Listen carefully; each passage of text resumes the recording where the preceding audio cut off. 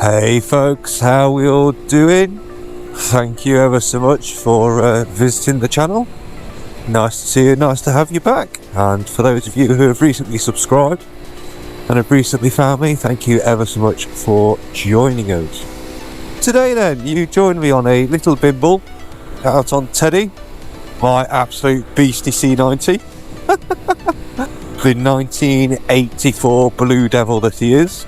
And there's a few reasons for coming out today. So if you've seen my Dragon video, you'll have seen that I basically had 3 days, if that, probably total to about 8 hours worth of work, or time should I say, to do work on Teddy prior to going to the Dragon Rally. So I had to get him MOT'd and whatnot ready.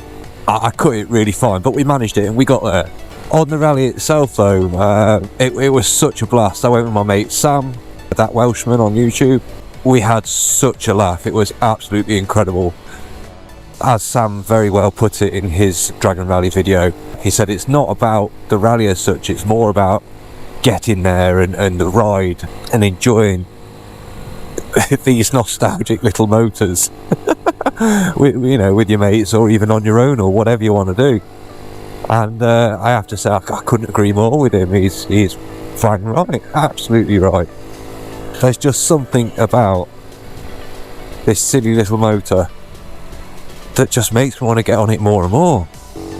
Now, to that end then, I've been riding my fairness a bit recently, just to try and iron out the kinks and stuff. Like, I mean, I'll put a little excerpt from the video, but on the Dragon Rally, just everything railed itself to pieces. So my foot peg hangers, they were starting to rattle off, and we had to stop and we had to tighten those up. I don't have loose wobbly bolts. I don't know what you're talking about. You're talking shit. Quick trip into Home Bargains or whatever it was to buy some spanners to do it. Home Bargains finest, mate. £3.70. It's not bad, is it? I'm a little set to replace one. Well, I've had a big spanner with me this whole trip. Look at that, look. Beast. Yeah, so they rattled loose on the trip itself. I lost my foot peg rubber. I mean, they were knackered anyway, but hopefully Sam will give me a little bit of video and I can show it you, but it was absolutely hilarious. I didn't even know it had happened, but Sam just saw this piece of rubber just bouncing towards him and nearly hit him.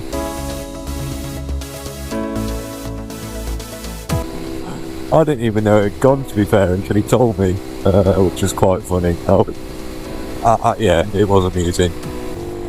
And then a couple of weeks later, I decided to go and see my dad, so I nipped out for a ride. I thought, yeah, I'll take him for a ride.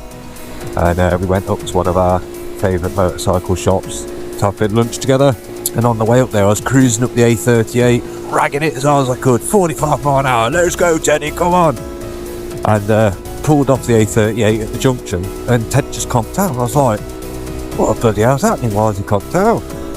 And I looked down, and there was just fuel absolutely peeing out of the car. I was like, what's going on? So I quick turned the tap off, jumped off, had a look, and basically my carb bowl was half hanging off. So one of the screws had rattled its way out, and the carb bowl was just flapping around. How the hell the bike kept running up the A38 with the carb like that, I have no idea, but basically I knew that I was nearby a Tesco, so I pushed Teddy up to Tesco's, managed to find some tyre wraps for sale, and just tyre wrapped the carb bowl back onto the bike. And do you know what? It did me really well. It lasted 40 miles back home with the car. I don't know why I did that. Why did I just wave at transporter on my bike? Too used to it in my van. Anyway, yeah, 40 miles back home. It survived. It was the most bizarre thing ever. But you've got to hand it to these little bikes, and you've got to hand it to this engineering, because it just carried on.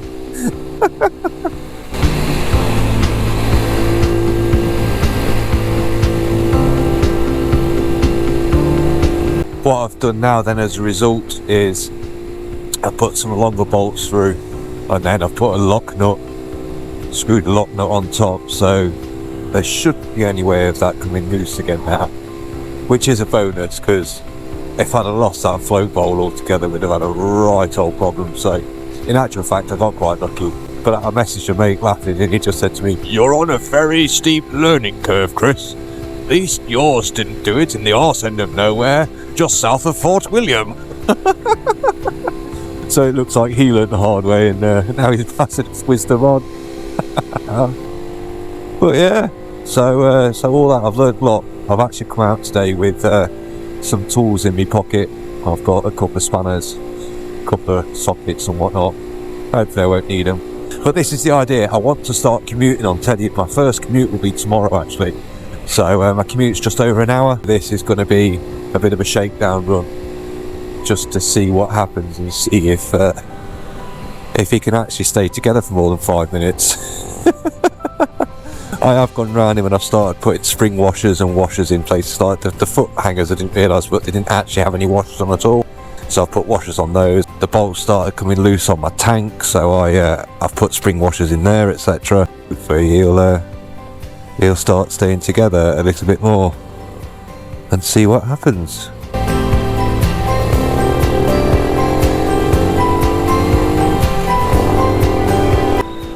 Purpose of the ride today then, so obviously I've said that I'm wanting to make sure that Teddy is all good for commuting, which is my main reason for doing this. But the other thing is I'm prepping for adventure. I'm getting Teddy ready for something big that I want to do. I'm going to set myself a little challenge, and I will grow these things slowly over time on Teddy, and as I get more used to him and as I get better, I'll make things bigger and better. But I am going to do something soon. So I'm off now. I'm going to go meet a chap who has a CT90 rack for sale at what I think is quite a reasonable price. So I'm taking Teddy, we're going to go see if it fits, and if it fits I'll have it off him. I mean, I do have the rack that came with Teddy, but I call it the rack of death. it's literally like a rack that's been made out of like angle iron. It's just like that L-shaped sort of angle iron, and it's so sharp and pointy and so rusty. If I was to cut myself on it, I'd get bloody tetanus. If I can get a CT rack, that'll sit on there nicely. And then hopefully Sam has got a top box rack, that Rickman top box for me as well, which will be another thing to add to the collection. And we're getting Teddy ready, which is going to be wicked. I've bought a spine rack as well, so the one that goes, don't know if you see it, but the one that goes in between your legs. I bought a spine rack. I'll mount my fuel and whatnot there, and then on the front, I've got a bite yet, but I'm going to get a front rack as well. We're getting on it. We're getting Teddy ready for adventure, and we're going to do some big things this year. I can't wait. Honestly, cannot wait. Right, I'm going to shut up. Let's crack on to where we need to be. Let's go see if this rack's any good. Oh, I am absolutely gutted. Fantastic piece of kit. What a beautiful rack that was. CT90, early 1980s, but it didn't fit. It was nowhere even close to fitting. Should have kind of thought about that, really. I mean, I did a bit of research and couldn't find anything, so that kind of says something. But I know a few people that got CT racks on their C90s, so maybe they're later models or what, I don't know. But I was gutted. It was solid, a beautiful bit of kit, really well reasonably priced, but I haven't got the stuff to fabricate some brackets up to fit to it, or the chap said his mate's got some got the ability to do so. But again, we thought, you know what, it'll end up costing more than just buying something that does actually work and does actually fit on the 90 in the first place. But I'm gutted. Such is life, though. That's what happens sometimes, don't you? You win some, you lose some, but hey ho. Right, time to get home, check all the bolts, make sure everything stayed tight this time, and have a bit of fun on the way. As always though, folks, really appreciate it. Thanks ever so much for watching. Thanks for being along with me on this Teddy C90 journey. It's going to be good. I'm really looking forward to what the future holds for me and Teddy. And if you haven't done so already, folks, please consider liking, sharing and subscribing, because it helps my little channel grow. And as I've said all along, eventually it will help me to help others experience their own adventure. Cheers all. See you next time. Take care. Bye bye.